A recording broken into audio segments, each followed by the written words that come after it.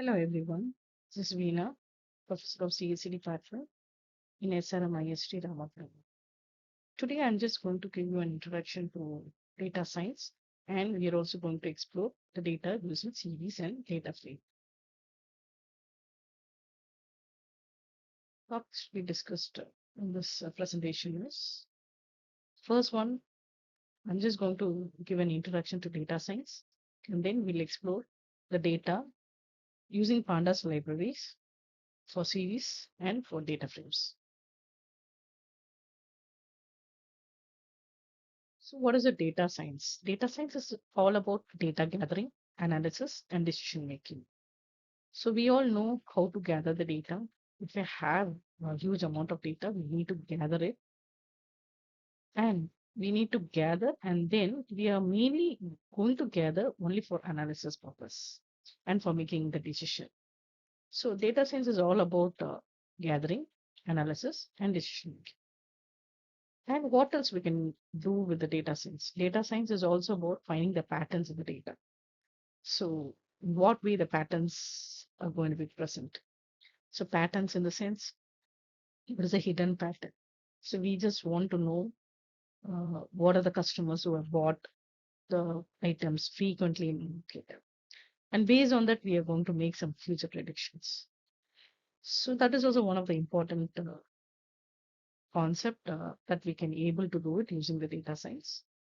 And by using data science, companies are also able to make better decisions, either to choose A or B options or items, whatever it is, and predictive analysis, what will happen next. Even that we can do it. And pattern discoveries, as I told you, it is used to find a pattern, maybe some hidden information in the data also.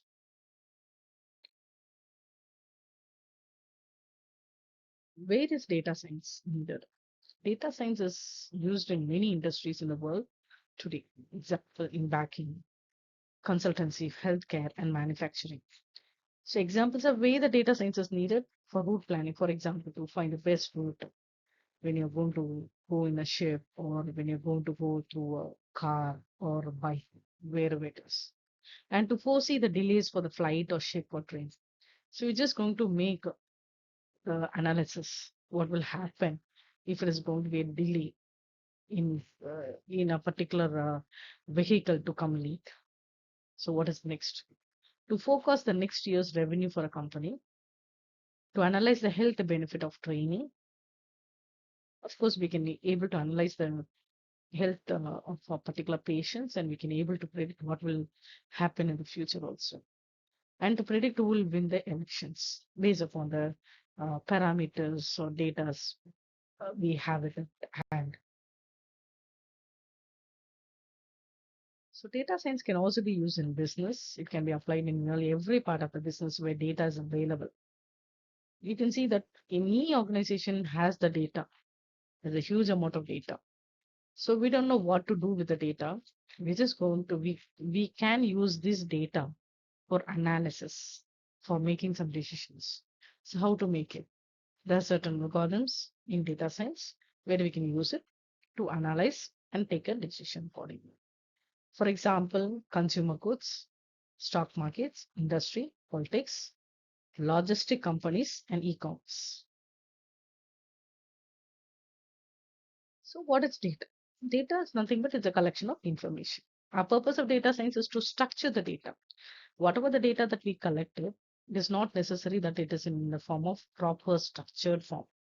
So we need to structure it. So the first thing is you need to structure the data and making it interpretable and easy to work with. So I need to understand about the data. What kind of data we have collected.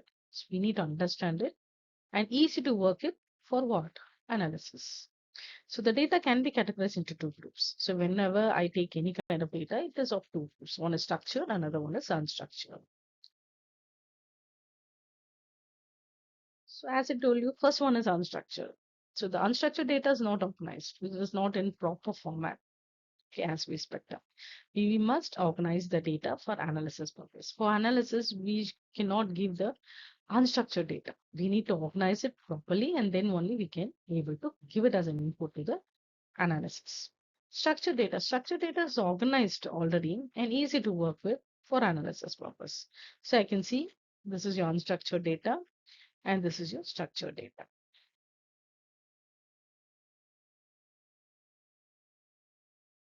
Coming on to Python language.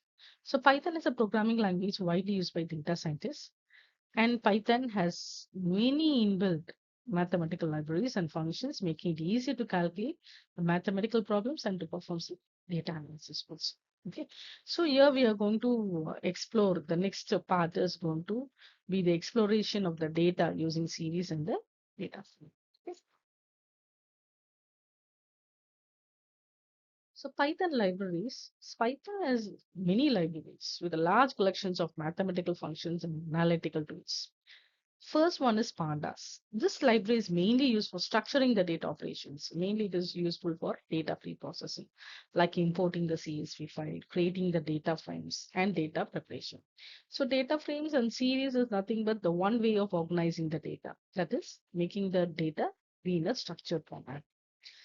And next library is your NumPy library. This is a mathematical library. It has a powerful n-dimensional array objects, linear algebra, and Fourier transform, etc. It is mainly useful for performing the mathematical calculations. So, matplotlib is used mainly for visualization of the data. And SciPy, this library has linear algebra libraries. Okay, so now we are going to concentrate only on this pandas because we are going to structure the data. Okay, so we are going to see the structuring of the data using series and the data frames. For that, we need to use this pandas libraries. So next one is exploring the data using series. Pandas series is one-dimensional labeled array which is capable of holding data of any type, like for example integer or string or float or Python objects.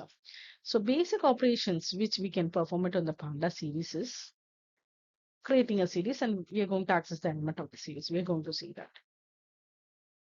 So creating a series from an array. In order to create a series from array, we have to import a numpy module and then we have to use an array function. So creating a series from the list. And then we can also create a series from the list. So we can either create a series from an array or we can also create a series from the list. When we try to create a series from the list, in order to create a series from the list, we have to first create a list. After that, we can create a series from the list. Okay. So this is how you're going to create a series. Next, accessing the element.